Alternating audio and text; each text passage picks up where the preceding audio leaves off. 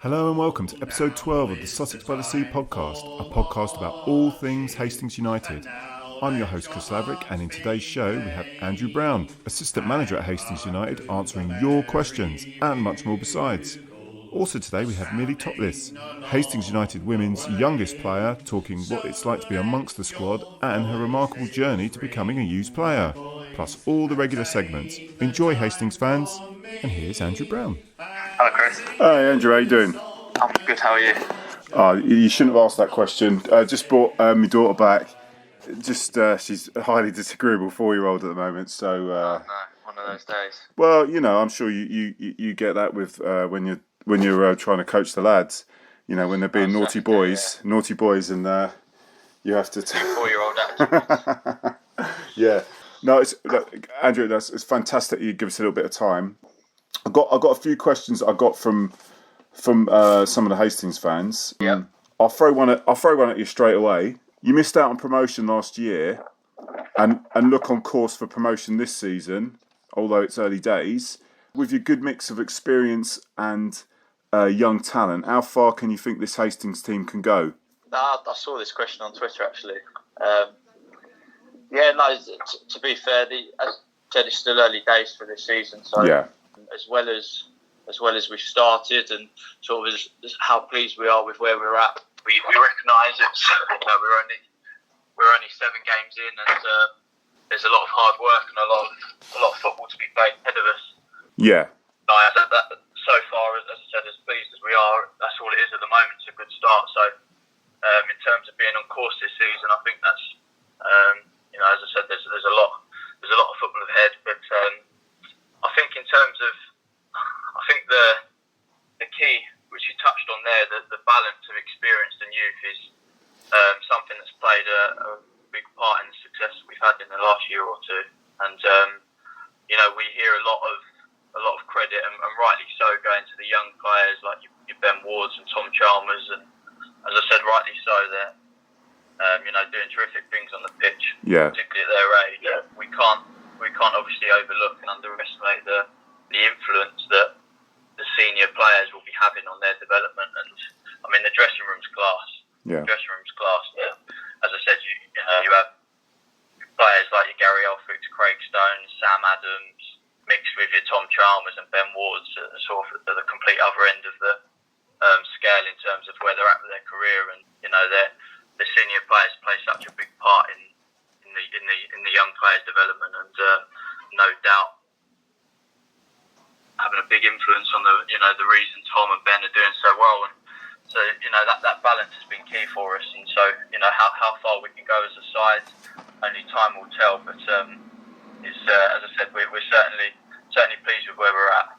Yeah, no, it's a great mix. It is a great mix. You can see what the young lads are feeding off the older players as well, and it's great to watch. I mean, that question itself. I mean, the way I looked at it, because it is early days. It's nice to have a good start, but I think it's that team could develop over the next couple of years. I suppose promotion is what we want.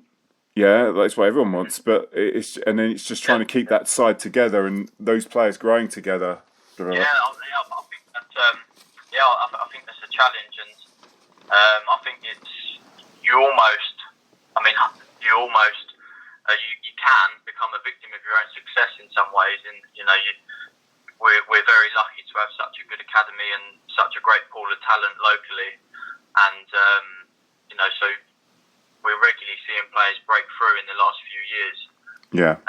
And ultimately, the academy is doing its job in terms of producing players for the first team, but their job's not necessarily just to produce players for our first team. It's to try and provide potentially a career pathway in football even higher than the team. So if we do our jobs right, then hopefully we may see players move on and go and play higher. I mean, I see this week it's obviously been announced about Adam Lovett going higher, which is great. Yeah. I'm so pleased for him. It's been a long time coming, and he certainly deserves it.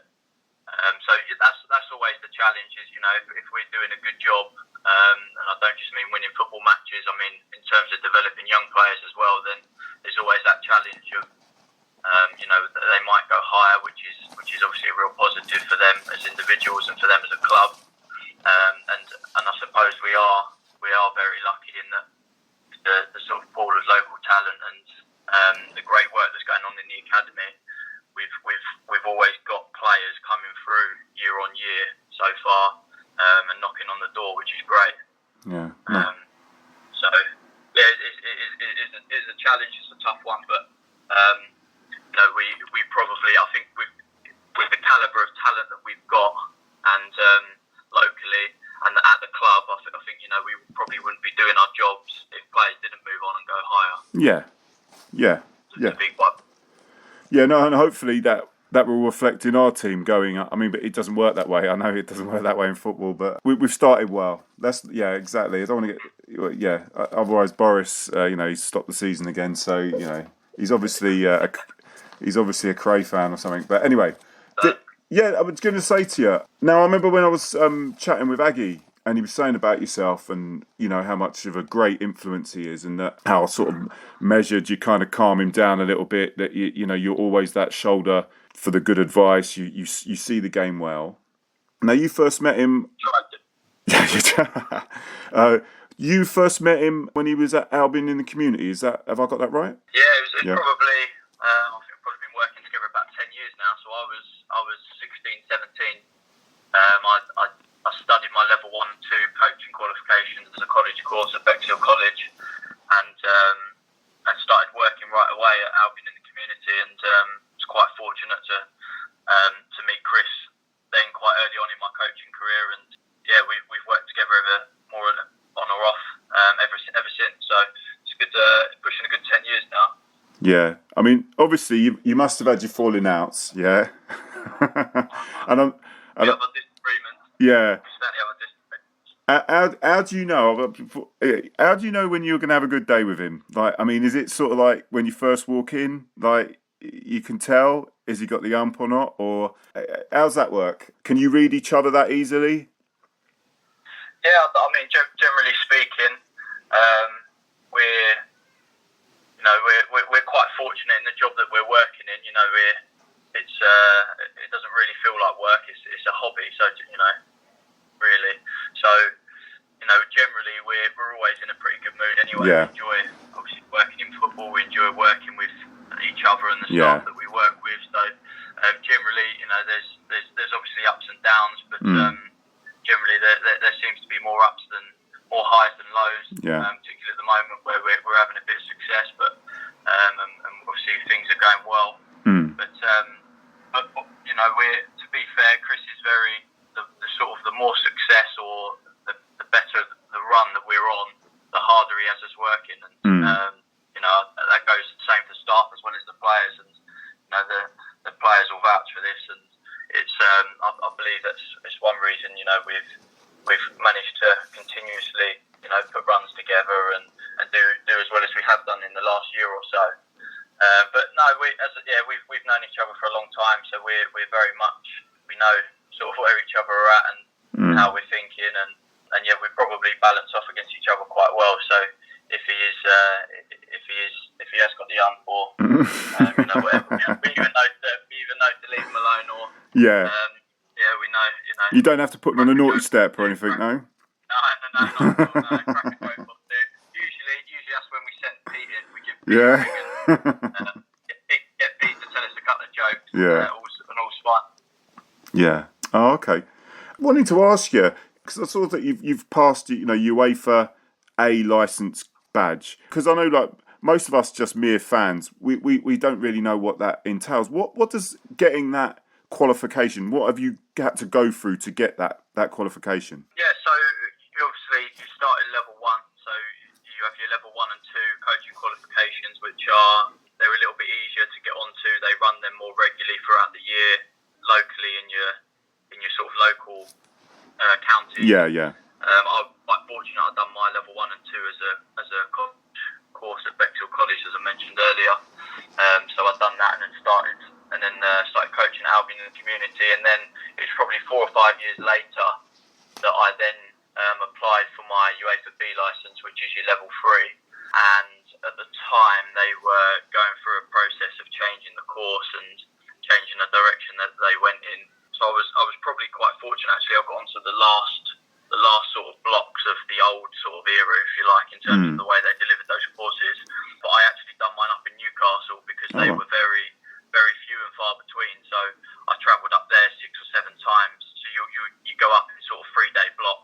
Yeah. At the time for the B license. So I was up there over a sort of 9 to 12 month period, sort of every 2 or 3 months for 3-day blocks, and you get assessed on the course and that sort of thing, and then you have your final assessment at the end of the 9 to 12 months, and you get assessed whether you pass or fail. It's a bit like a driving test, really. There's certain boxes you need to tick and all the rest of it. And then again, it was probably another 3 or 4 years later that I applied for my A license. But at the time, they were prioritising academy coaches or coaches that were working in professional football to get onto the courses because they're so oversubscribed, and the applications they get every year are through the roof. So I was quite fortunate at the time. I was working at Brighton, which allowed me to get onto the course. And then again, very similar to the B license, it was up at England Training Centre at St George's Park.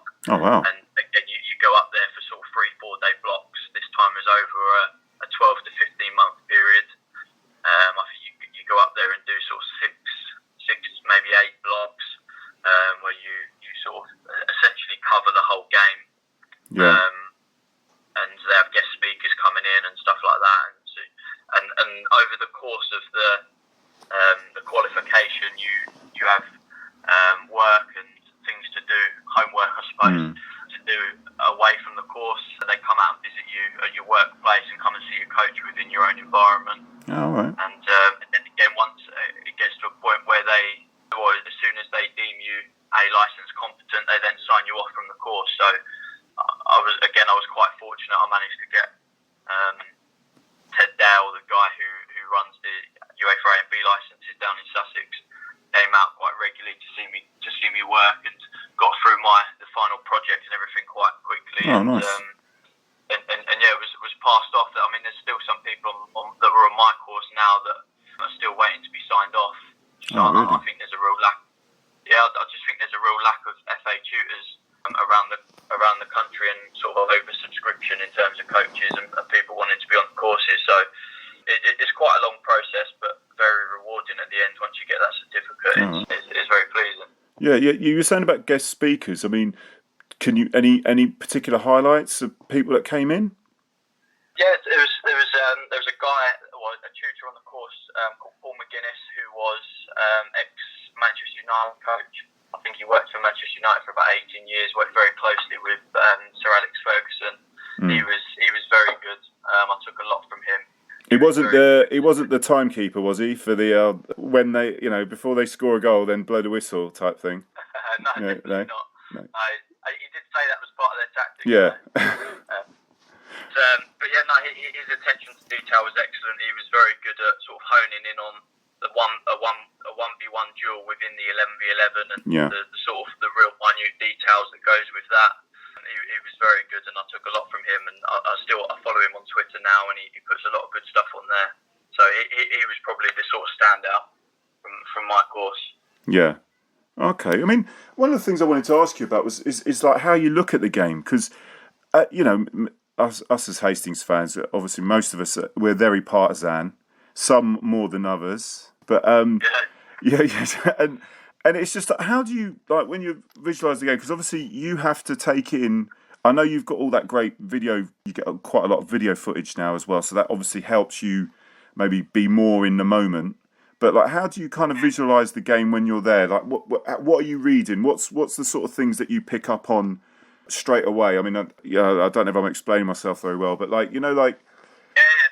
Yeah, I'll probably I'll probably spend the first quarter of the first half, or the first third of the first half, looking at the opposition. So the first 10-15 minutes, I'll tend to look at the opponents, and are they set out how we expected them to be?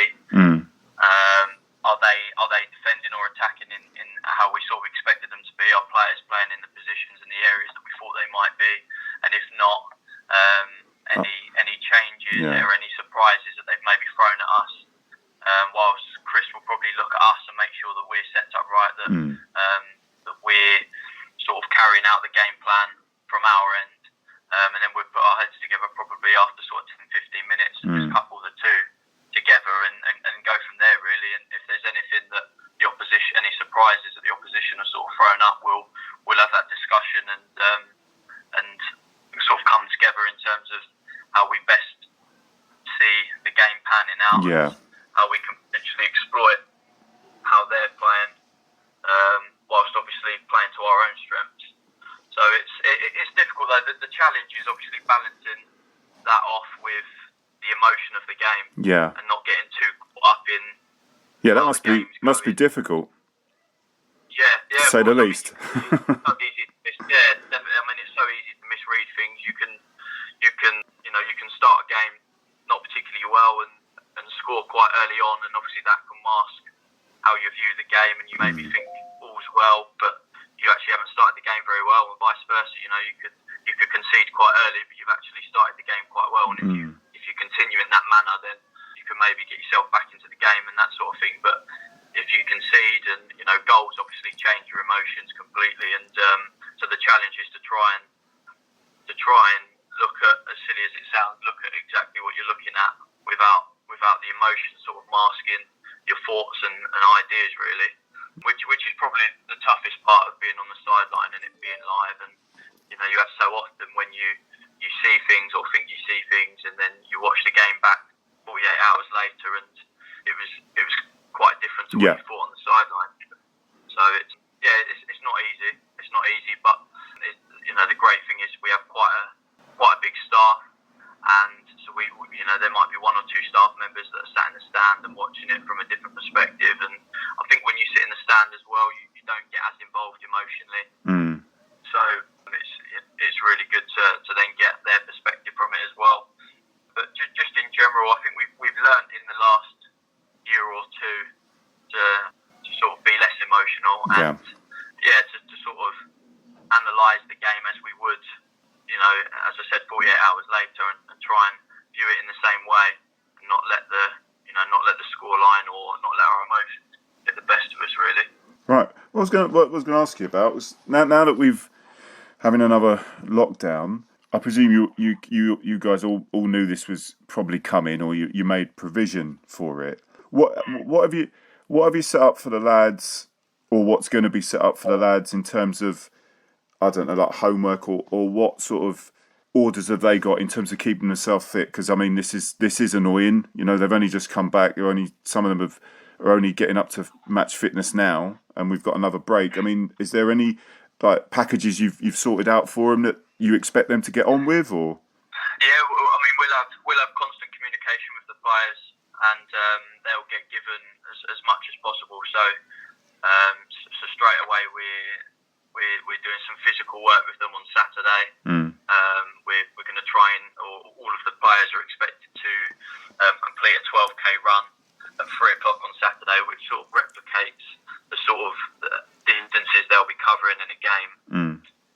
And there'll be a time, a target time for them to try and hit that 12k run, and then there'll be various things going on throughout every week. They'll be given sort of mobility and strengthening exercises to do to try and prevent injuries, because that was the biggest thing we took from the last lockdown, and not just us as a club, but there was an awful lot of injuries around the country.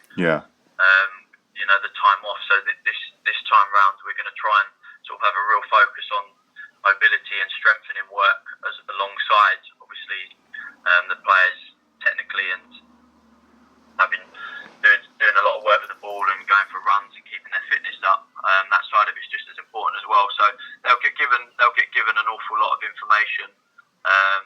They'll get given, as I said, fitness work to do. They'll get given strengthening exercises. They'll get diet and nutrition advice, sleep advice. They get, to be fair, they get quite well looked after. And, but that being said, I think we could give them nothing for 4 weeks, and I think they'd come back in a really good place. I think that's the sort of calibre of people we've got working with us.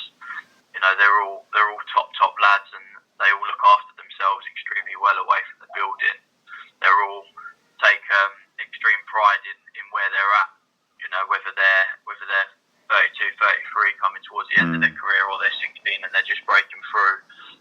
We've got a real good group of people, and so there's no doubt they'll be looking after themselves anyway. And we're just trying to help them with as much as possible. alongside that. Yeah. We've sort of viewed it and tried to sell it to them as a real good opportunity to improve. So for us as staff, we'll review the first start of the season. We'll review our processes, training, match days, and look for any way possible that we can improve. And it's the same with the players. Really, they've got a great opportunity to maybe watch games back and try and improve things in their own performance, to really try and kick on and improve themselves fitness wise, to do plenty of work with the ball and try and improve, and then try and gain them 1% all the time. So that's the way we viewed it, as a real good opportunity, and I've no doubt we'll come back in a really good place and ready to carry on where we left off. Thanks for that. I was going to ask you, when we give a chance, Andrew, that who do you support? Who do you follow in football? I mean, you keep quite quiet about these things, but I mean, obviously, Aggie's a gooner. What do you got a club side? Yeah, well, when I was young, I was a big Charlton fan. When you were young, you're bloody still young now, mate. When I was even younger, so I didn't live too far from Charlton, so Yeah. I used to go and watch them regularly. Oh, nice. And then when I moved down to East Sussex, I follow them from afar, so I'll try and get up there a couple of times a season. I'm quite lucky. I know people that work for the club, so great. I managed to get up there a couple of times a season. Obviously, it's difficult when we've got games on a Saturday, but if there's any midweek games that don't clash, and if I'm not out watching other games in our league and stuff like that, and I can get to a Charlton game, then I will. So yeah, I'm not quite as die-hard as what I was. Yeah, I still follow Charlton from afar. Got to, I suppose.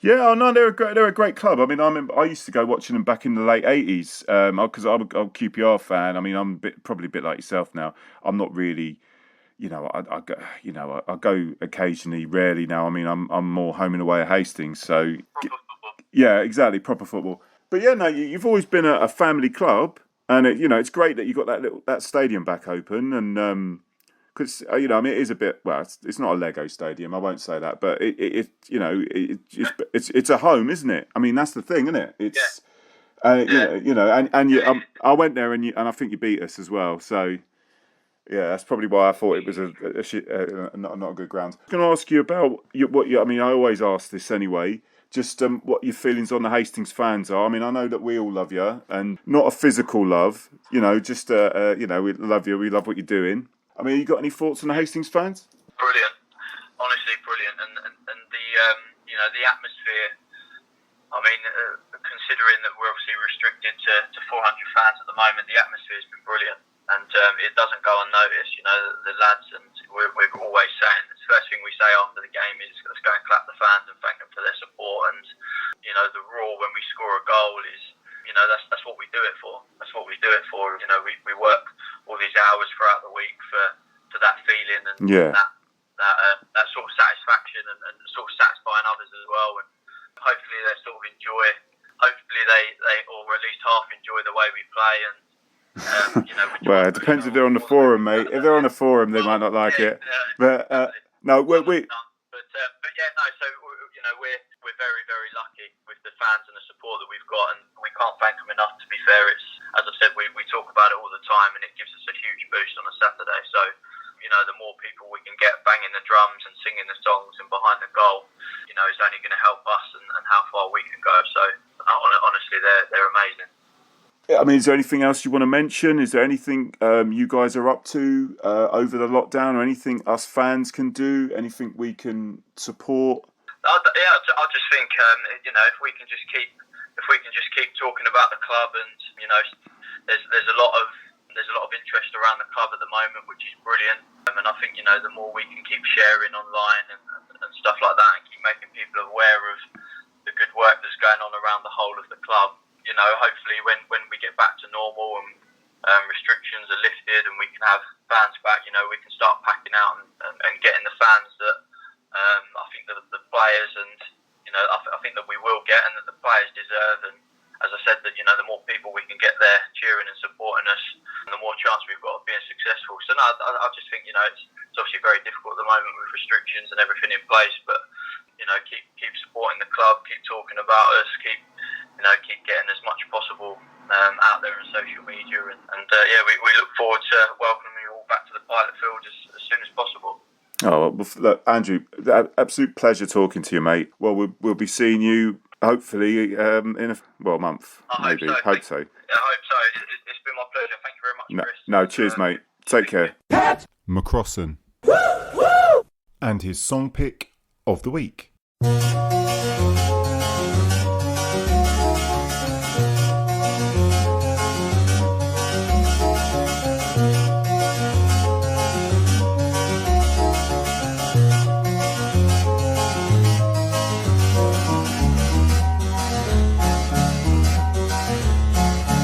Golden brown, texture like sun, lays me down. With my mind she runs throughout the night. No need to fight, never a frown. With golden brown, every time just like the last. On her ship, tied to the mast, to distant lands, takes both my hands, never a frown. With golden brown.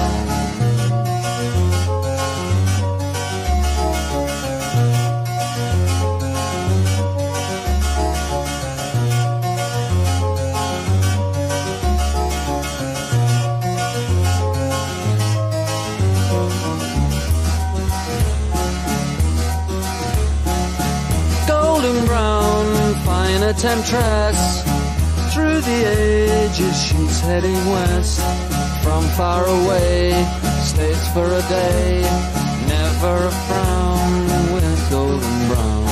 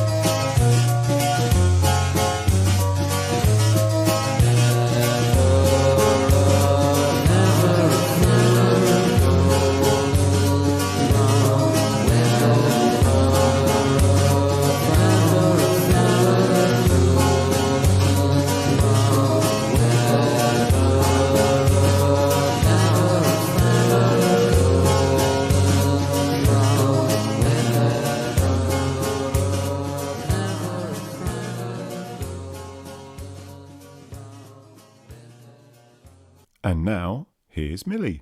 Yeah, thanks for your time, Millie. It's all right. Not that we can do anything No. at the moment. No, it's a bit crap. I've got some questions for you. Tell you what, I mean, it was quite funny. I was talking to my 17-year-old who's downstairs, and I'm like, well, look, I'm an old man. I'm 45. Yeah, you know, what do you ask someone of your age? You know, other than these footballing questions, you know. And she's like, yeah. well, I don't know. And I'm like, oh, okay. There you go. So I'll try my best. Yeah. So Yeah. I apologise if I do bore you. No, it's all right. Well, let's kick off with you know, you've come on a few times as sub, haven't you? Yeah. Yeah. So, I mean, what's one of the things I've been fascinated about? What's it like being around your team, which is quite freshly put together? When you've been around those big victories, I mean, what's the dressing room like? It must be a bit crazy, really. I mean, It's a bit mad. They're quite good in the way that they don't let it get to their heads. So they're not like cocky after they win. So when everyone comes in, they're not loud. Obviously, they love winning, but it's not overwhelmingly loud. It's they come in, we have a discussion, well done girls, and everyone just chills out a bit, but everyone likes to discuss the game. We all get changed together, and then we head off to the clubhouse where everyone goes through how they felt about the game and everything. But it's a bit crazy, especially after they do massive wins like they have been doing recently. How much game time have you had? Have you managed to get 15, 20 minutes here, 20 minutes there, or how's it worked out for you? Usually there was one game, I think, where I got about 20 minutes in Woodingdean. Yeah. And then this game, I think I came on for about 5, maybe 10. But it's usually not that long, but it's just to kind of get the minutes in at the moment. Oh, of just course. trying to get used to playing with them. Well, that was one of the things I was going to say. You know, like you've come on. I mean, what's it like playing in front of such a big crowd? Oh, it's terrifying. Every time it's absolutely terrifying. Usually when I come in, like going into it, I think, oh, it's fine, it's nothing. And then you sit down on the bench and then you hear everyone and then you come on and it sets in. Yeah. It's just like got to get your game head on. But does it take you a while to kind of get that out of your system, or are you just, is it like the first challenge or the first pass and then you kind of calm down, or? Yeah, I have a few maybe dodgy touches in the beginning, but then I usually kind of quickly get in it, trying to snap myself in it, and then I'm usually all right from then. Yeah. One of the things was like, how are you scouted for the women's team? Because I know that all of this has been put together remarkably quickly. Yeah. I mean, did you kind of get whispers from somewhere? Or was it you knew someone who knew someone else? Or you part of a academy? Or what was it? So me and my friends during the end of lockdown, when we were allowed to meet, we used to go around and kick a ball at a field. And they saw the advertisement for it and they're like, oh, I'm going to sign up. And I was like, nah, I don't think I'm going to do it. I haven't played it. I've only played it for school. I haven't played like with the team for years. So I don't think I'm going to do it. And then my mum came into me and was like, oh, this thing's come up. Are you going to do it? And I was like, no, I'm not going to do it. And then my friends were like, oh, come on, please, like, do it. So I was like, oh, fine, I'll do it just for fun, like not expecting anything from it. And then like before we always discuss, we'd be like, oh, if anyone, like, we're quite good in the way we're like, if anyone gets in, if we don't get in, well, we'll support you, we'll be there for each other and all that. Yeah. So we all went, and then I was absolutely terrified of the people who pre-signed. So people like Izzy and Ralph and Sophie and all that, absolutely terrified of them, because in my mind they were these massive big players who have done so well, and there's me, just a little like 16-year-old coming in from just kicking a ball about. And then on the signing day, because they didn't actually tell us it was a signing day, like we didn't know what was going on. Yeah. And then I went in, they're like, oh, we've signed you, we've given you a number, and I literally just came out and cried. I was absolutely gobsmacked. So emotional. I was so gobsmacked. God, it was crazy. What a day, eh? I know, what a day. Well, you mentioned Ralph, as in Rebecca. Yeah, but what's she like as a captain? She's brilliant, absolutely brilliant. I've never, ever had a captain or someone like that before. She's just knowledgeable, and she simmers people down on the pitch, so she knows how to calm everyone down. Oh yeah. We have our words for a gal. It's just don't rise to it, especially after Lauren's unfortunate incident. We're just like, no more. We just keep our game faces on and keep going. But yeah, she's amazing. In general, obviously you love your football.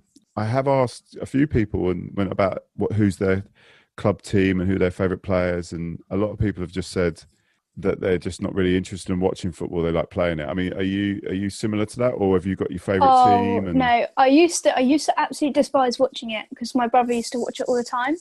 But now if I see football on the TV, it's straight on. But usually I prefer watching the women, especially WSL League. So teams like Arsenal, Chelsea and Man City are the ones who stand out for me. Yeah.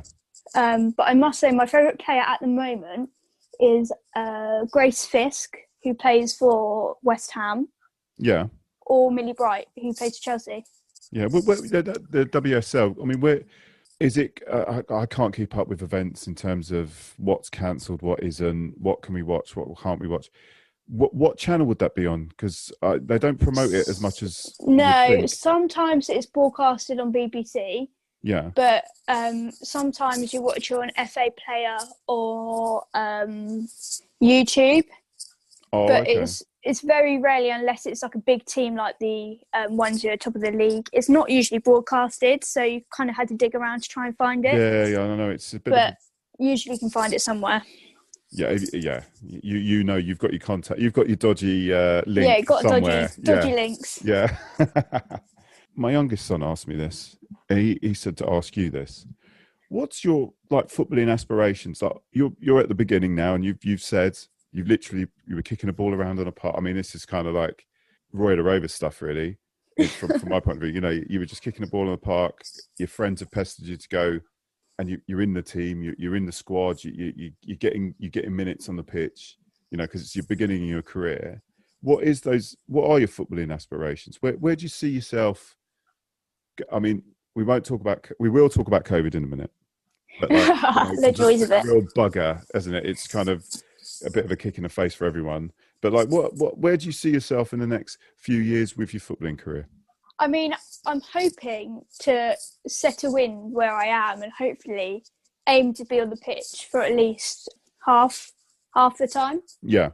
But I want to get into a position where I'm more confident on the pitch. So, like the way at the moment, I kind of panic a little bit. So I want to kind of kick that away and sort myself out a bit. But I kind of want to carry on going on like the steady incline that I am at the moment. Yeah. But yeah, that's about it really. Kind of stay here, play locally, and just aim on getting myself in a better position where I'm kind of pushing the people around me instead of them pushing me. So yeah. What's training like? I mean, I know that you've had a change of coach recently, but like what was the schedule? Were you guys able to meet up a few times a week, or how did that work out? The schedule is that we train every Thursday for 2 hours, and it used to be up at the Thurs until we started losing light, and we tried to get light sorted up there, but it didn't work out in the end. So we ended up moving over to Buxwood, which has been a big good change. It's really good up there. You get light all the time. You can play for the whole 2 hours. But training, as much as it is work, where you work hard and everyone's focused, it's also a lot of laughs. Oh, good. Because everyone goes through a bit of a delirious stage.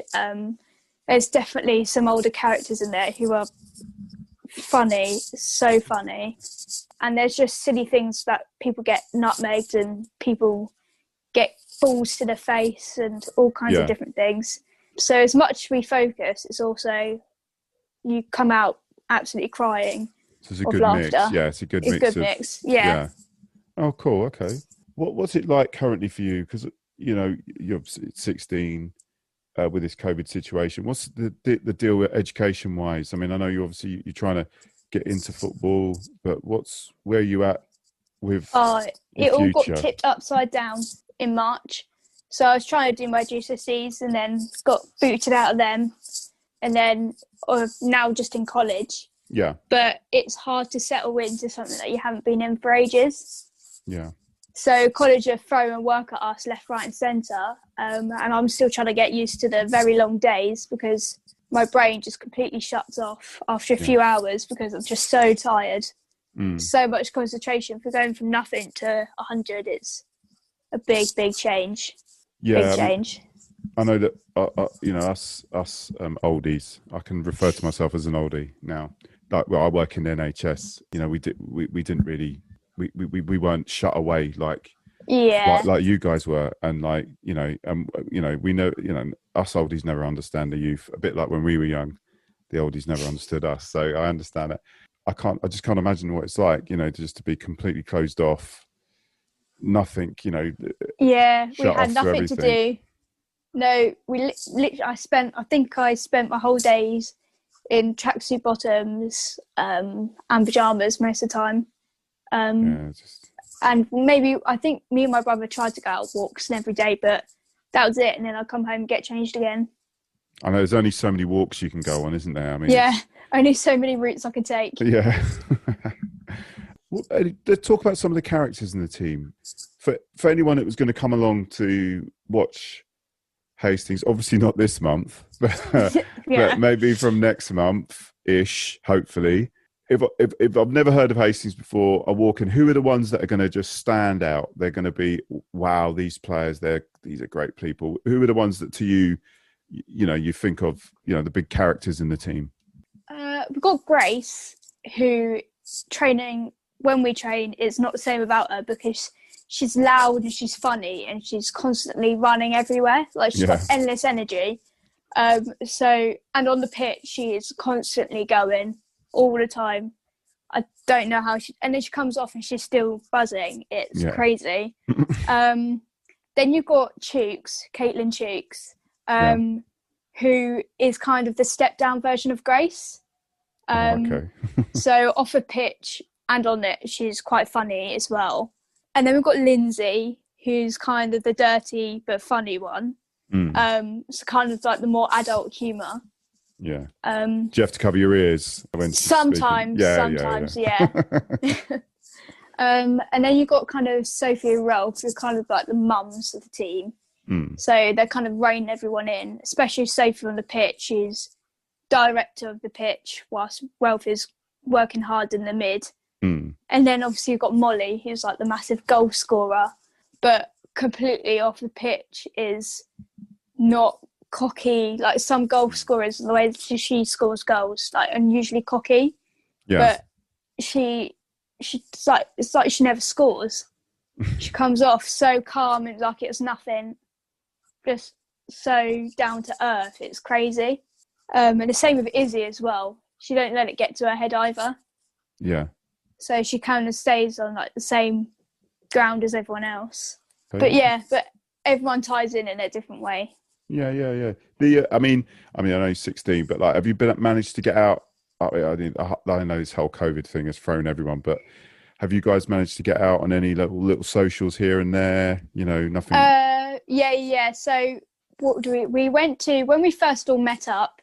We went to this Indian restaurant after the first match, and all had like a team meal there. So that was all quite nice. Yeah. But then after every match, we always go up to the clubhouse and everyone always talks and everyone sits in their groups and talks and has like fun. And then me and a few of the other girls used to do like this additional training where it'd be more like less focused, but still working on the basics. Yeah. So we all used to like talk and have a bit of fun there. But I think that's pretty much all we got up to. Oh, okay, cool. Millie, I mean, I'm out of questions, but is there anything that you would, any message you want to give to the Hastings fans? They definitely need to come back after this. Oh yeah. They have been, haven't they? Oh so. Yeah, they'd be so good. Even the last match when we were in uncertainty, they still turned up and still came, which is good. Okay, well. But yeah, keep being amazing like they are. Oh yeah, they'll love all that. No, well, Millie, listen, it's lovely that you give us a bit of time. Take care. Thank you. You too.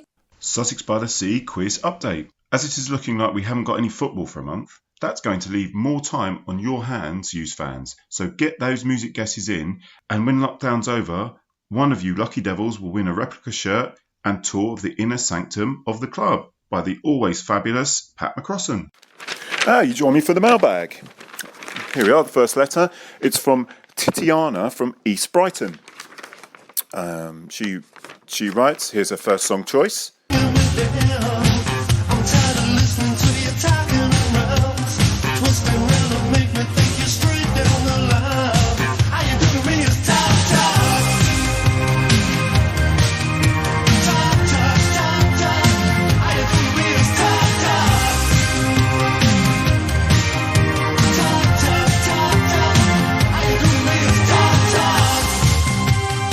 Our survey said...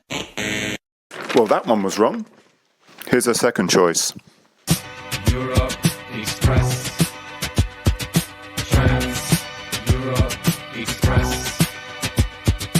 Trans Europe Express.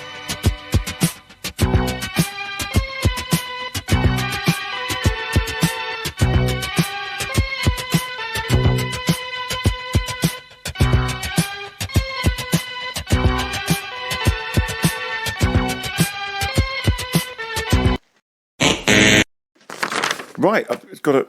She seems to have wrote some sort of statement.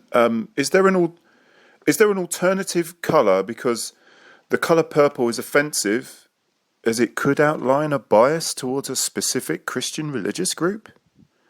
Oh, okay. Hang on, there's a little bit more here. Where we appreciate, we do need to make this statement on behalf of all the Brigada Ultras in the East Brighton province, as we strive to promote tolerance to all who agree with us. Well, lucky you got those both wrong then. And here we have Mr. Meldrew of Elphinstone Road. This doesn't seem to be sending in it. Is he sending in a song? I don't know if he's making a request. There's a small bit at the beginning here. I wish to complain in the strongest terms. I'm sick of hearing people sing and the drum being banged on a Saturday. I seem to lose my car parking space. There's people walking by with big smiles on their faces. I mean, what's there to smile about? I want the speedway back. I know I got rid of it last time, but that bloke on the drum really pisses me off. Oh, okay. Well, you stay angry, and that's it for the mailbag. And here's the Fan Roundtable. Thanks to Andy, Rye, John, George and Robbie for making it happen. Oh, there he is. It's Andy. Hello there, good evening. Good evening, sir. Right, all of us are nearly here. We're just waiting for Sir John Wills. Sir John Wills is here. Aggie out, Wills. Right then, gentlemen. And ladies who's just coming in. John Wills. Evening. Evening. Wait, John Wills is coming in ladies. What? Did I get that mixed up? Okay, right. George, is it going to be like that straight off? Yeah? George. Is it going to be straight? You're going to the lowest common denominator. I'm going to kazoo myself. Right. Guys, we're going to begin.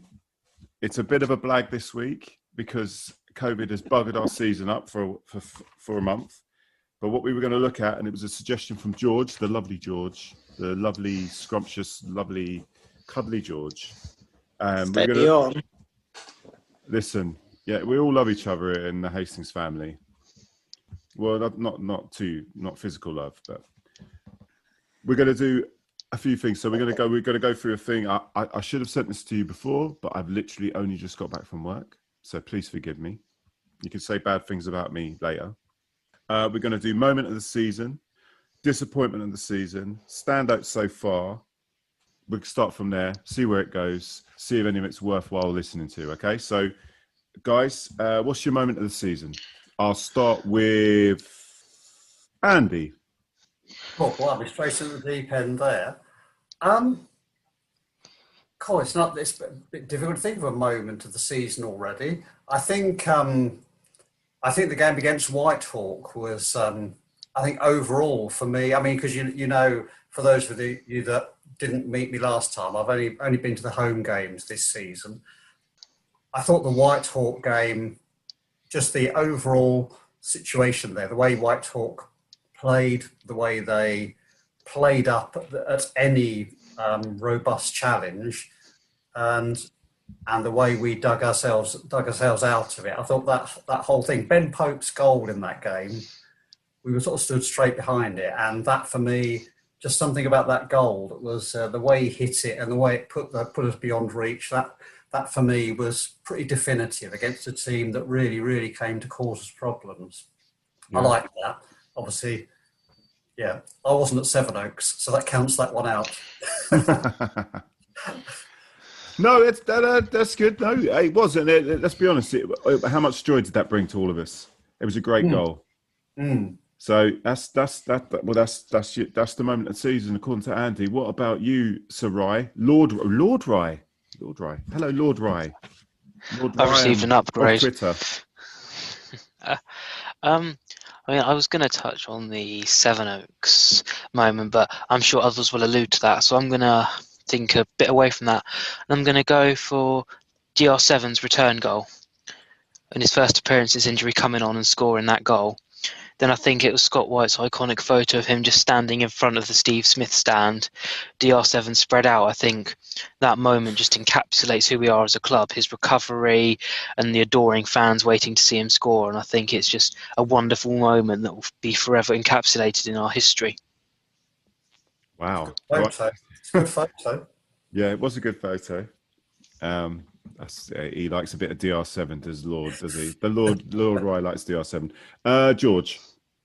I've got to go for the Chesham penalty shootout for me. Like the whole day and those moments, it was the last night of summer. Wonderful evening. It just felt like the end of summer that night. Cup tie. They brought a few fans who were great. We played really, really well, really good football that night. And that penalty shootout and the ball hitting the bar. And I'm so glad that John and another fan as well has videoed it, so we've got that kept from that fan view as well. And when the ball hit the bar in the Chesham penalty shootout, absolute golden moment, and what a night that was. Shall we go to Sir John Wills? Yeah, George, you've stolen my thunder. I think that shootout, it just made you feel how lucky we were to have that sort of atmosphere, that sort of group of fans all celebrating a good climax to a game. You like a good climax? Yeah. I mean, it was a toss-up between that and the goalkeeper. I have power of editing. This is going to be wonderful. Yeah, I just think the banter with the goalkeeper is very entertaining, but that's kind of a theme that spread through the whole season. I'm not sure about marking the keeper's bums out of 10. Where did that come from? Well, mate. Yep. Talking of all you, Robbie. Keep it up, Robbie. Yeah, go on.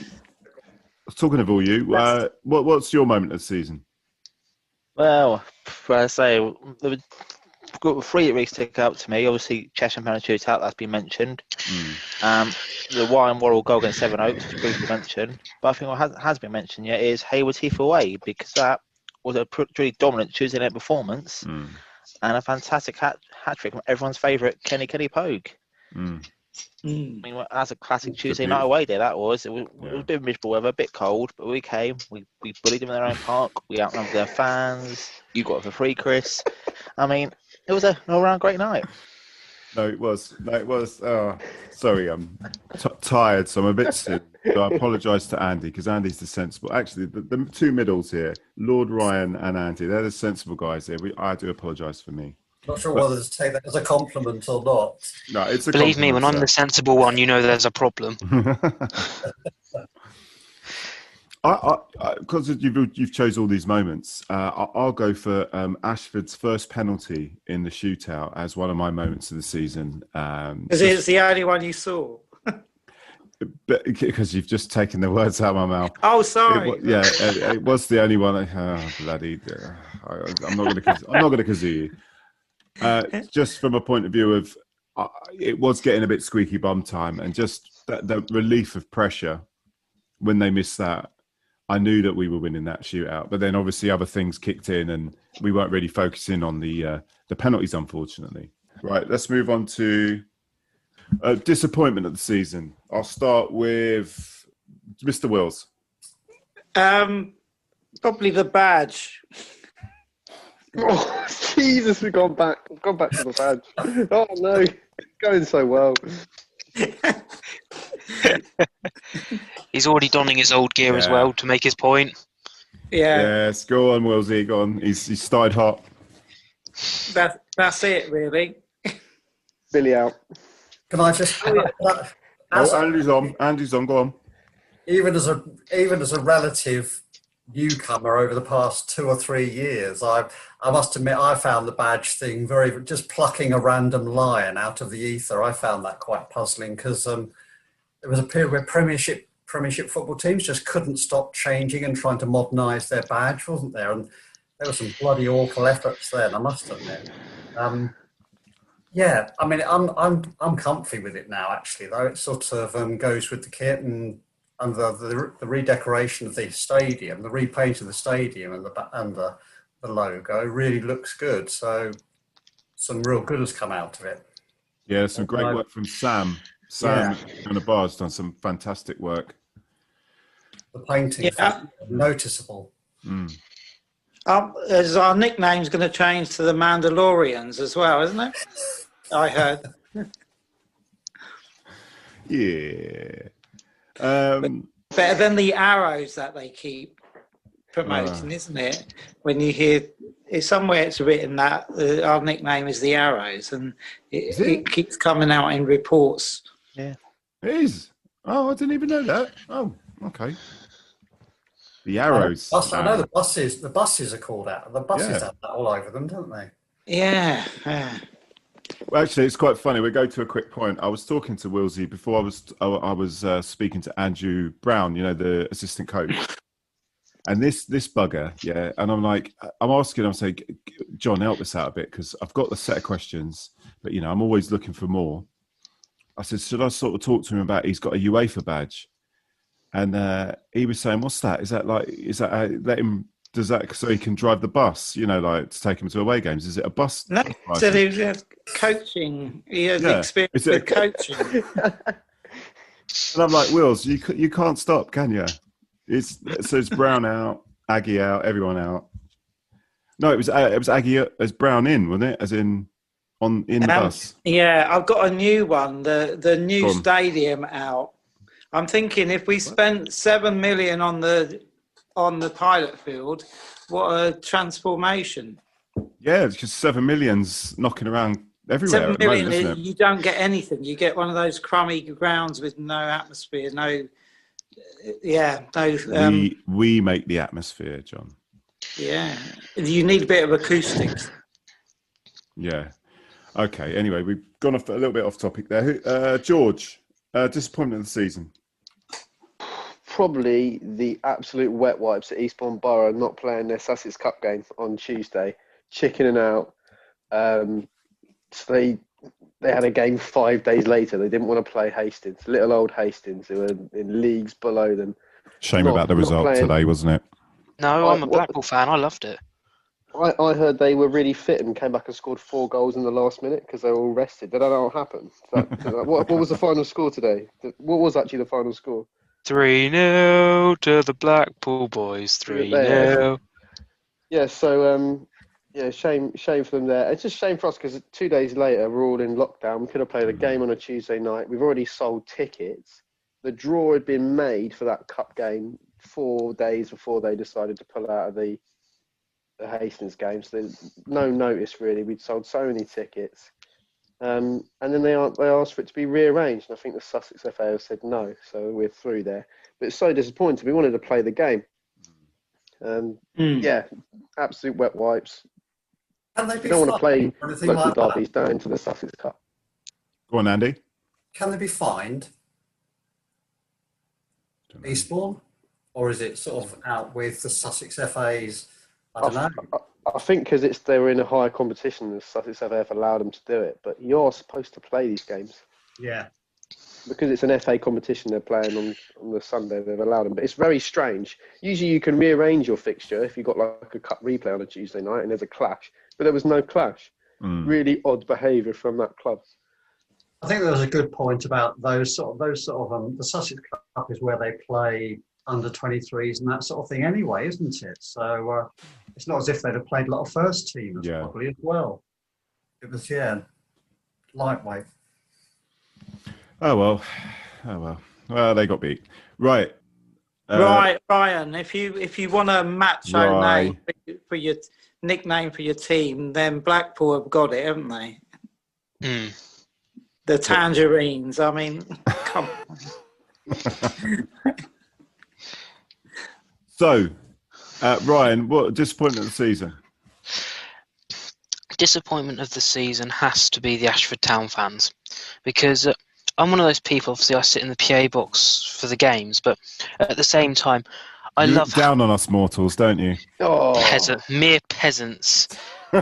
Will die out millions of years before I. No, well, the thing is, obviously, I love you, home fans. You're all fantastic. I love the atmosphere you create. Oh, we're but- home fans now. Do you notice that, George? We're just home fans to him now. Okay. I Let see the what's thought- happening. let- I see what's let- happening. Yeah. Get back in your box. Get back in your box, Ryan. Yes, sir. One of the things I love is when an away team can bring a good atmosphere, bring something decent. And I think the Ashford Town, yes, they brought in numbers, but they used those numbers to just, quite frankly, be arse hats to us. You know, it's, you know, a good fan base is a good fan base. You know, when Whitehawk brought their fans, as far as I'm aware, there wasn't any conflicts. They were just decent fans there for a good game of football. There was just Whitehawk talk. Exactly, and you respect the fans who come for a good game of football and are just people looking to have a good time, as opposed to psychopaths looking to spit on our security guards, which is disgusting. So they win my disappointment of the year, and that should scar their reputation, so I'm going to leave a review on TripAdvisor. There you go. Okay. That's it. Right, It Ryan must be knows what to something do. about the name Ashford, mustn't it? Because they offended us greatly by bringing blow-up footballs, didn't they? The other Ashford. No, they blow up dollies, didn't they? Well, wasn't it yeah? What was it? What blow-up object was Sex sought dolls. after by They the brought- security? Pardon? Sex dolls, wasn't it? Halo figurines. Oh, wait, no, that's John Wills. Steady. Right, hang on. Who else have I not asked here? So disappointment. Have I asked you, Robbie? You've not. No. Oh, please, that's sir. very Please answer. disappointing. But maybe that's it then. Yeah. Nah, it's got to be Claire Balding of Faversham. Because, well, I think we mentioned that episode, but obviously she only intention was to make fans be quiet, stand there, obey the rules, and obviously eat our prawn sandwiches, which everyone knows us, we do not like doing. So, yeah, I think this Claire Balding at Faversham by far awards my disappointment of the season. Can we lay some context on that and say it's not? Yeah, because Andy might not know about this. Please, Robbie, furnish Andy with what happened. Oh, I did hear it on the Oh, did you? Oh, okay, good. Because I did hear about that. The funny thing was, I heard the previous podcast where you were talking to one of the senior guys from Faversham, and he made such a big deal about how wonderful and welcoming they were going to be, and then that happened. So it was all a bit of a joke, really, because he couldn't have been smoother when he was on the podcast beforehand, and then that happened. So it was a bit strange. Yeah.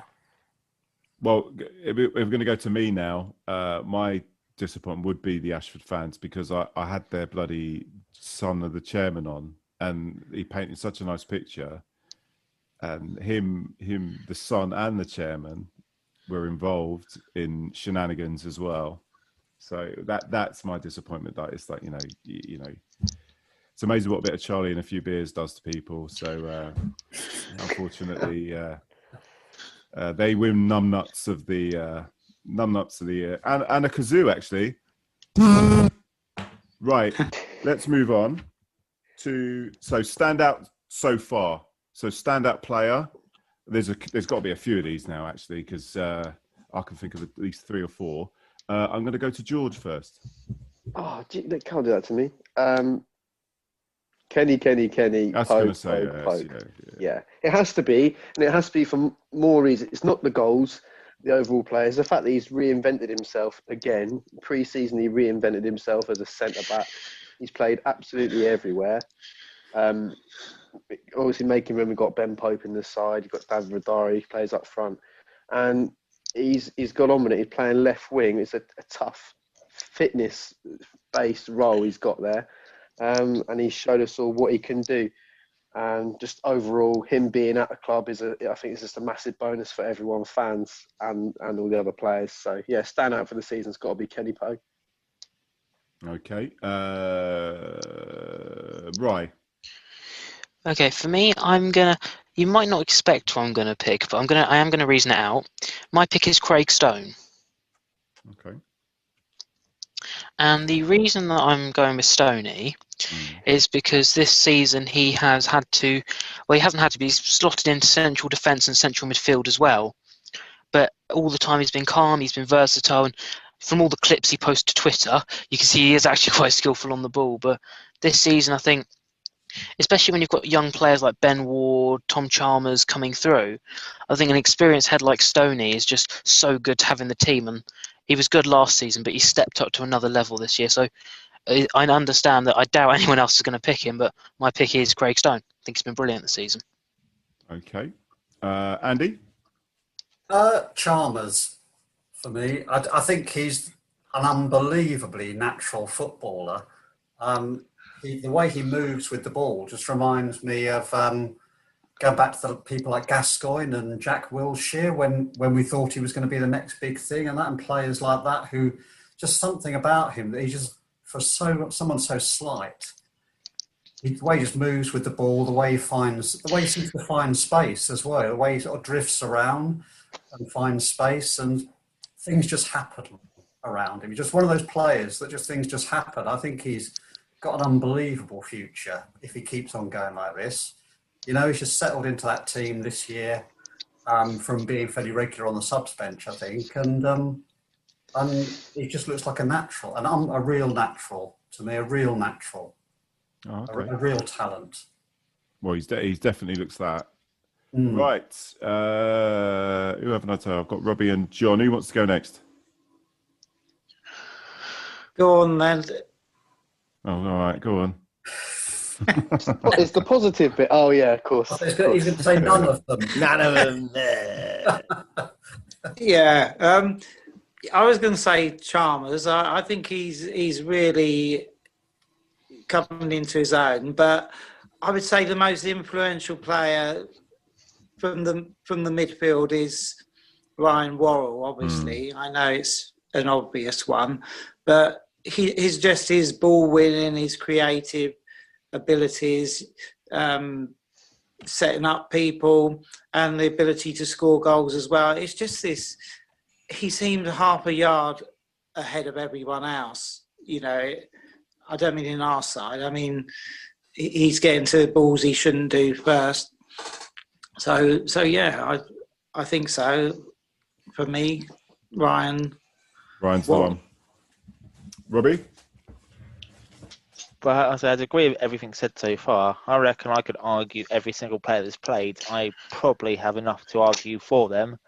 But if I have to pick one, I'll go for the three-legged Ollie Black, because he's had a sensational season at left back. His throws have been dangerous as always, but I think his game has come on leaps and bounds this season. I mean, I don't know what he's added to it, but that left side this season's looking so strong, and he's a big part of that. And I think he goes under the radar sometimes because we're so solid at the back, but he's had a cracking season. I think he deserves a lot of credit. Oh, great stuff. Okay. Good choice. Well, if it was my choice, I mean, I'd choose between Worrell and Kenny Pogue. I felt there was a little point in our season where we weren't scoring, we were looking good, and that's when Pogue stepped up. And you know, let's be honest, he surprised all of us, didn't he? I mean, we didn't expect this from him. You know, this is, he didn't just score one; he scored several, and you know, he was a major part of a creative part in our team, which we wouldn't say that in previous seasons, would we? It was more of a kind of like, you know, lump it long, he's going to get a flick on, whereas actually they're coming through his side more often than not, aren't they, at the moment, because he's in such a confident form.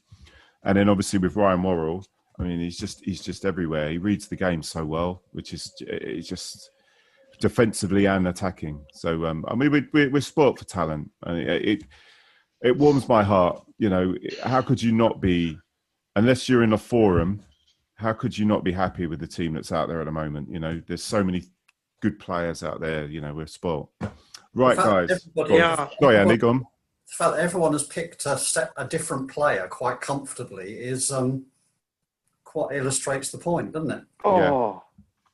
Oh. Yeah, I think so. What was that? Oh, the darts is on. We're losing to Wales. Wales isn't even a smashed by Wales. What's happening? Watching the darts while we're doing a round table. Yes.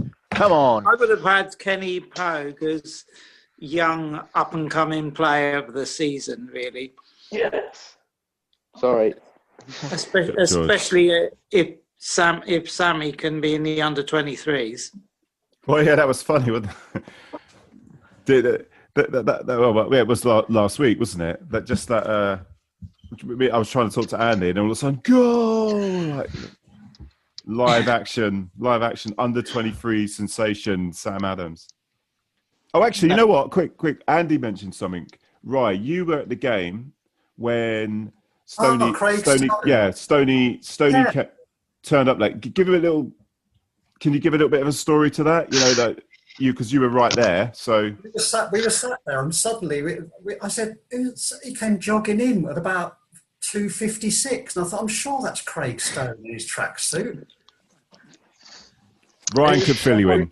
He was trying to do some sneaky sketches during the minute's silence. Well, the whole thing with him is he manages the Gillingham youth teams under 23s and under 18s, I believe.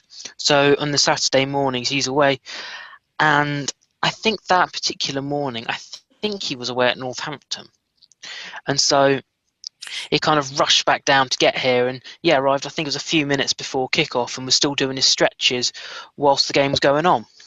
But I think that just shows dedication to the team, and the fact that he will literally arrive 2 minutes before kickoff. He knows that, but he'll still strive to get there, which I think just encapsulates what's going on in this team and the sort of atmosphere surrounding him.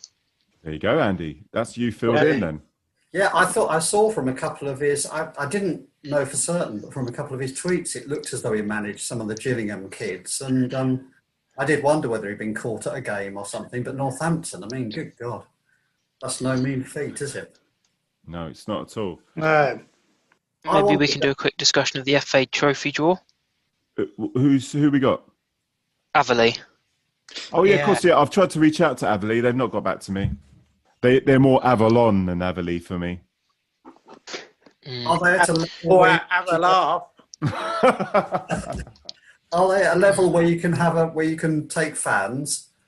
Yeah, so they're the same level as us, aren't they? Oh yeah, of course they are. The senior team went away in pre-season to Averley's ground to play against Grays Athletic. It's quite a new modern ground, although the showers weren't working, so they had to use a hose pipe outside to clean themselves after the game. Are they having a laugh? Have a laugh. No, it's Dartford, so it's Averley. Averley can fly. What can of worms have I opened here? Anyone else? So it's going to be me. All right. Okay, yeah. So, I reached out to them. They haven't answered me. I've also, Mr. Heritage has contacted me, Peter Heritage. He has now got permission to talk to me.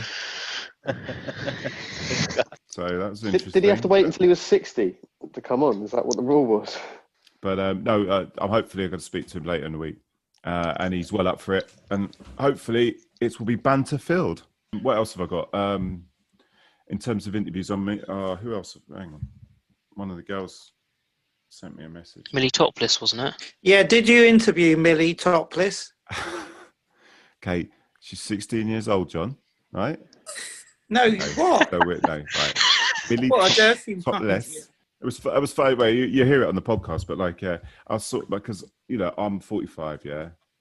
I can talk to anyone. I love talking to people, but when you're talking to someone that much younger, it's unless you're asking football questions, you don't, what do you say to a 16-year-old, right? So I asked my 17-year-old, my daughter Ellie, and she said, I said to her what do you say? What do you lot talk about? And so I don't know. And that was it. What can you do? Anyway, Chris. I'm 16 and I'm terrible at talking to the opposite sex, so what do I know? Doesn't get any easier. All right. Okay. Right. We're just going to ignore what he just said there. No, I'm talking to Lauren Buckley. I think Lauren's a regular starter for the team. I'm sorry, mate. I've just come home from work, so my brain's frazzled. So she's a regular starter, yeah? What position? Yeah. She's a fullback. Oh, okay. And how many minutes on the pitch has she had, Ryan? Come on. As far as I'm aware, she's been an ever present for the team. Okay. If I check that and you're wrong, what happens? Do you have to sit on the naughty step outside the box? No. I resign. That's what I do. I resign in disgrace. Oh my word! Oh, what a checkout! Oh, that was amazing. That was unbelievable. Rob Cross has just hit a triple 20 ball, double 16. Check out It was a lovely double 16 as well. That is sensational. I'm not getting much love here from you lot today. Right. You're not a dartboard, that's why. It's the final. It's a World Cup final. What, England-Wales? Yeah. Yeah, which is weird. Sorry, Wales isn't England versus England. You are right, Chris. It's England versus England. Yeah. England versus small town. It's England A versus England B, isn't it? So. That's a bit nice to Wales. England C, maybe? I think Ireland has to argue they're England B. Yeah. You can't beat the old darts. I don't think they would argue that, mate. And welcome to the Sussex by the Sea Darts podcast. Chris, you can't beat the old darts players. They were real athletes. Oh, back in the day, mate. Jockey Wilson, Eric Bristow. Jockey on the hockey. Yeah. Gorgeous George. Bobby George, yeah. It was the one that Wervenek, or was he snooker? Bill Wervenek, wasn't he? Snooker. Big snooker, wasn't he? Yeah. Giant Haystacks was good though. Yeah, Big Daddy, Shirley Crabtree, jumpers for goalposts. Wolf from Gladiator. Hey? What? Whatever. Yeah. Whatever, George. Each thrown. Exactly. Does anyone want to mention anything? Is it possible to ask another boring, sensible question about Adam Lovett? Okay. And his quest for a professional contract, and he ended up at Sutton. Does anyone Sutton United, yeah. Yeah, anyone know what the story? He seems so determined to get away and get himself a pro contract, and ends up at Sutton. So I wonder, anybody know the inside story of his enthusiasm to do that sort of thing? Because he was working at it for a long time, wasn't he? And I wonder what drove him to go from where he was to take that on. Pressure's on Ryan here. Oh dear. Pressure's on Ryan. Ryan knows. He just seemed to disappear, and even the Hastings, even the website said, we understand that Adam Lovett has signed with Sutton United. And I thought, this is all, I don't know. Anyway, to me it seemed odd. Ryan's under pressure. I can see him squirming. I don't want to compromise my position with the club. I don't want to compromise my position with the club. I'm not sure what the actual answer is, so I don't want to say anything in case I get in trouble. But what I understand is this. I do not sound like that. You didn't change your voice. I know I didn't. Anyway. Don't be mean to It's the nicest thing anyone's ever said to me. I don't mind. So I think the whole thing with Adam was we've known he's wanted to get a professional contract for a long time, and we've known he's been capable of it. And ultimately, as a club, we can't control him. I don't know every detail behind it, but I think we know Sutton have been after him for a long while. We know they've been interested in him, and so I don't know all the exact details at this point in time, but I know they were admirers of him for a while. So. They're a big club, Sutton, aren't they? And they get a good 550 a week there. Yeah, it just seemed, yes, exactly. The medium nature of Sutton was probably a bit of a disappointment. When I saw him sort of reluctantly holding that shirt in that photo, he didn't look like they just stopped him from doing cartwheels in front of the stand before they gave it to him. Ryan forced him out. Yeah. John Mills got him out. No, it's the new one. Hang on, George exclusive. Tell us a bit more about this, George. How's he got him out? Well, what he's done really is just a campaign at Adam Lovett's house and his family, and John. It's been a vicious campaign from John Wills to force him out of Hastings. I think John Wills should be ashamed of himself. Yeah, shame. No shame, no shame. What's a slur amongst friends? Yeah, but the new one is not Aggie out, it's new stadium out. Anyways, can I propose one more topic of conversation? I'll brush over that then, Ryan, won't you? Yeah, of course, with pleasure. So I want to mention the fact that Aaron Capon's gone back to Eastbourne Town, so that's now him, Sterling Parker, Jack Stevenson. That's 3 summer signings who have come to the club and left within a few months. So I'm intrigued. As supporters, what are your opinions on the fact that we've signed 3 players and they've all left soon after? I think he chickened out a bit. Capon. Oh, no, never mind. Hang on. That's a Where bit is highbrow, Where's John. the kazoo? Where's the kazoo? Where have I put it? Hang on, John. Mm.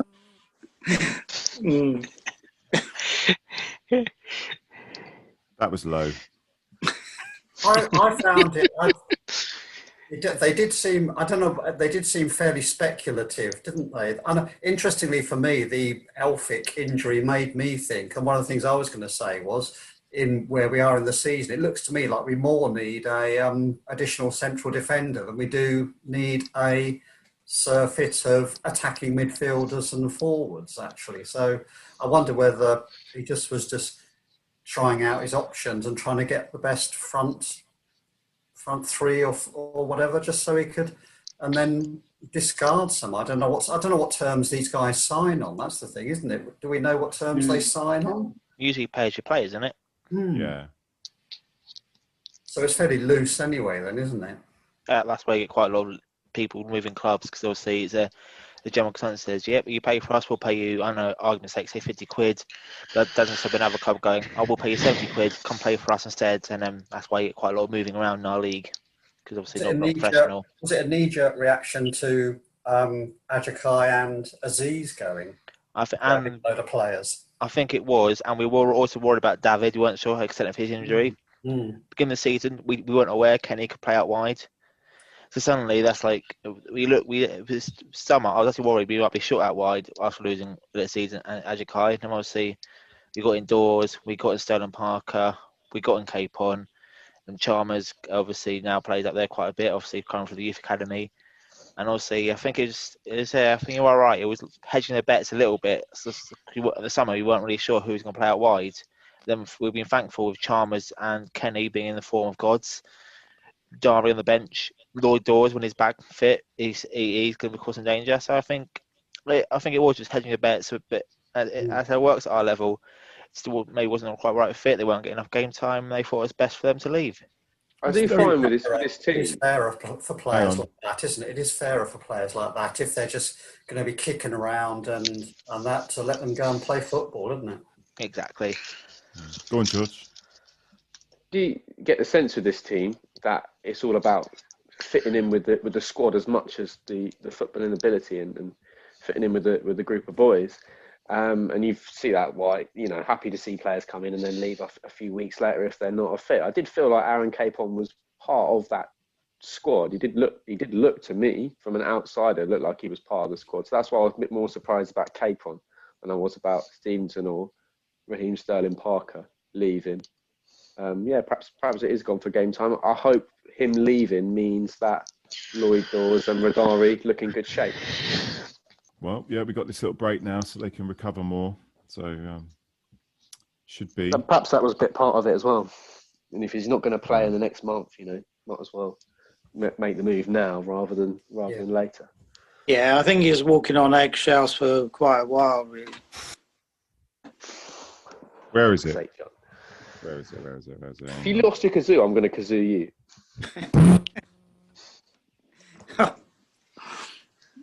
What? I've got a phone call with off Boris Johnson today, so that might be on the podcast. If I can get, I'm on 4 long days in a row, so I don't know how I'm going to edit any of this. So we'll see, won't we, on Thursday? But something will come out. John Wills. Yeah. John Wills has never done that. Right? Stop picking on me. It's bullying. Stop making it so easy. Go tell your mummy. Yeah.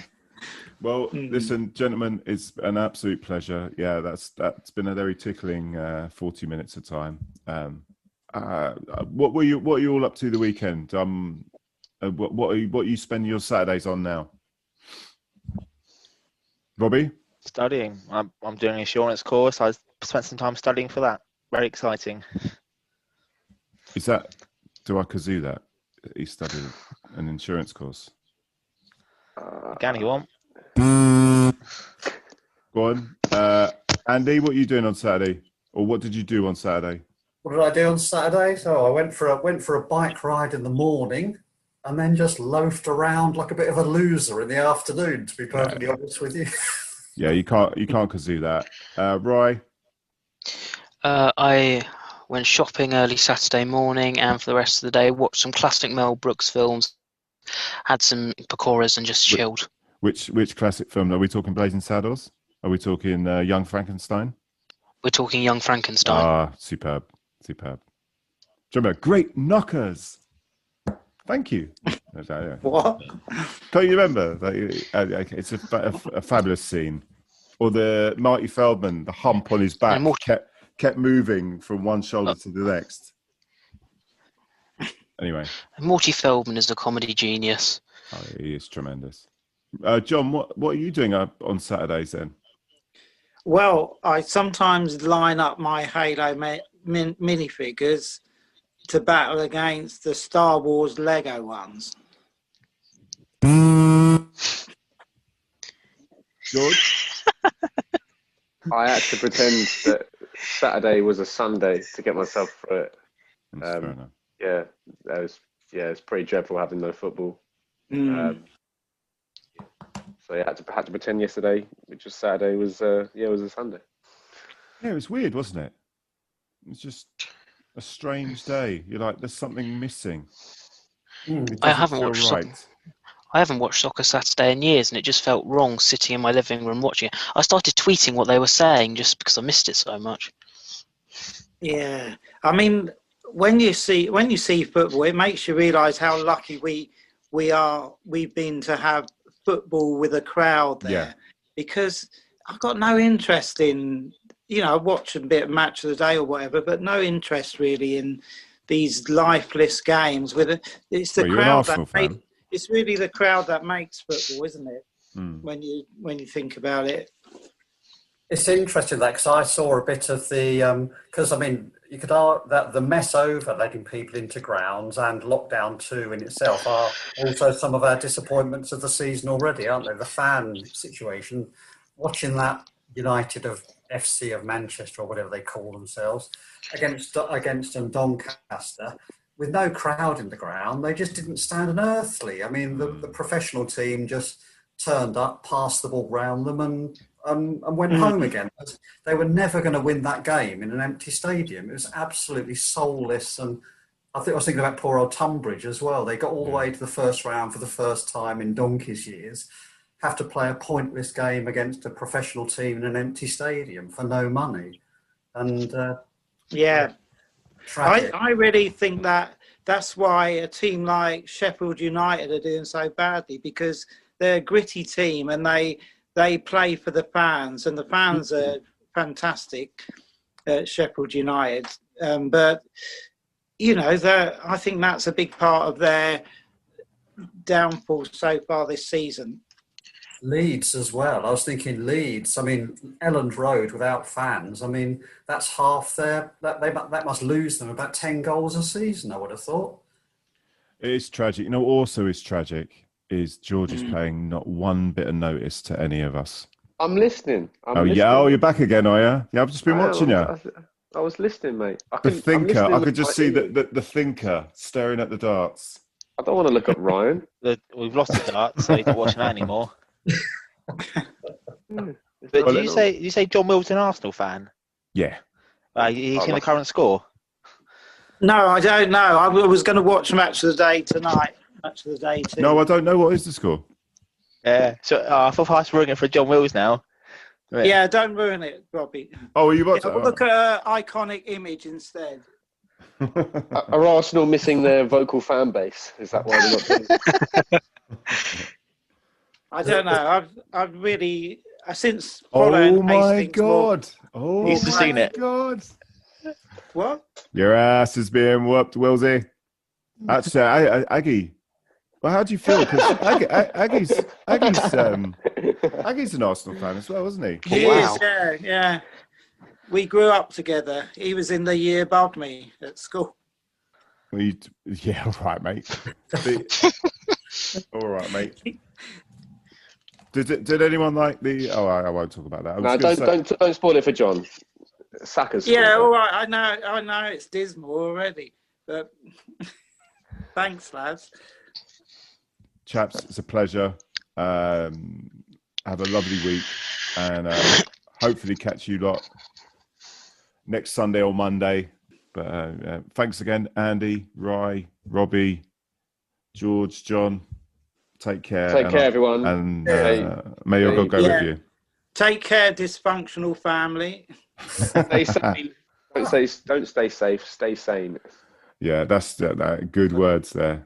Yeah. Anyway, Cheers. Take care, guys. See you, lads. Bye. Bye. Bye.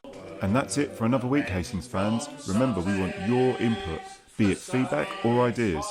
We want to hear from you, Hastings family. The email is hufcpod@gmail.com, and that Twitter is @hufcpodcast. All that's left for me to say is, I've been your host, Chris Laverick. Hope you have a good week, and see you at the game. Hopefully this year.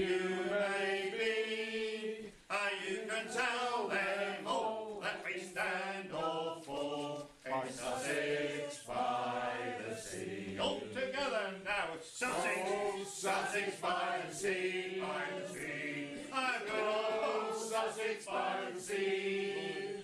You can tell them.